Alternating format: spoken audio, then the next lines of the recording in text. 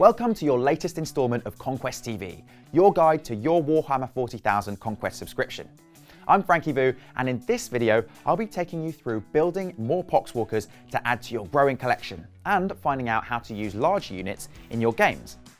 But first, let's take a look at the new background in issue 9, which starts with the Poxwalkers.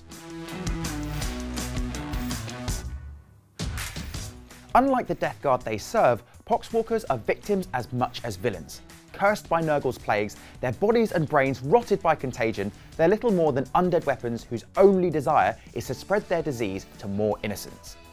Your new background details how the walking pox is spread, how the Death Guard treat the Poxwalkers, and also mentions a dreaded figure known as Typhus the Plague Lord.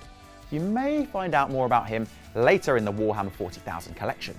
You'll also discover just how devastating the walking pox can be as you read about the fall of Speros, an imperial hive city where this plague killed and turned millions, leaving the vast metropolis an empty shell. There's also a look at Death Guard invasions across the Imperium, 7 of them, of course, as befits the servants of Nurgle. Now that you're up to date on exactly how dangerous Poxwalkers can be, it's time to add more to your collection. Your new Poxwalker models are the same as the ones you built way back in issue 4, so you're already familiar with how to get them ready to paint, but let's have a quick refresher anyway. The Poxwalkers are really easy to build. 3 of them are just a single piece and only need to be carefully clipped out of the frame and slotted into their bases.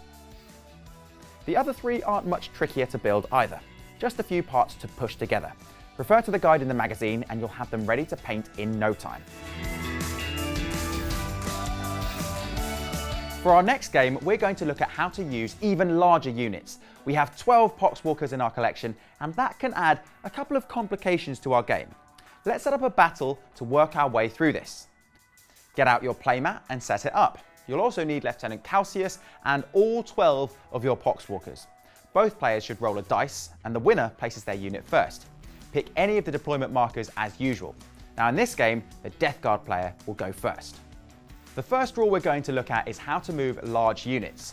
12 Poxwalkers is quite a big unit and moving them can take a while. There is a way to speed this up though. Before moving your models, take a good look at their position within the squad. Then move the models at the front first, measuring carefully. Once those have moved,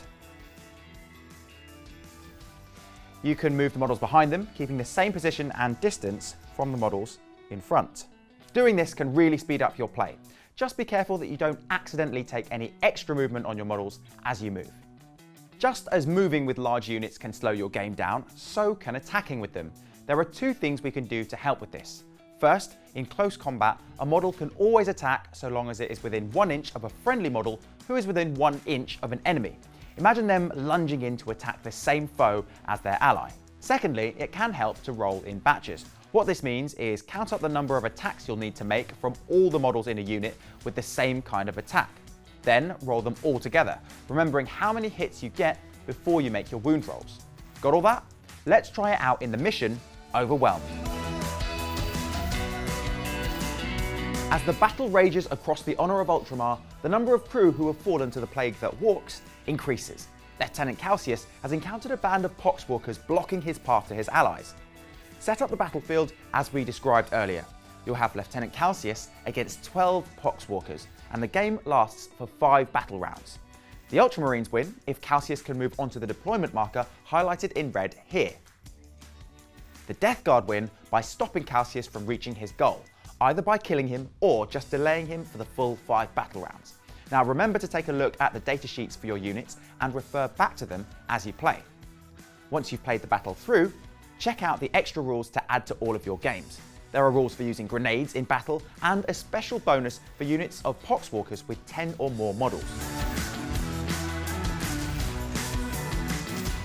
Now you know more about the Poxwalkers and you've doubled the number of them in your collection, the Ultramarines had better watch out. That's where I'll leave you for this time, but I'll be back soon where we'll take a look at issue 10, which will add further reinforcements to the Death Guard in the form of a sinister armoured vehicle. I'll see you then.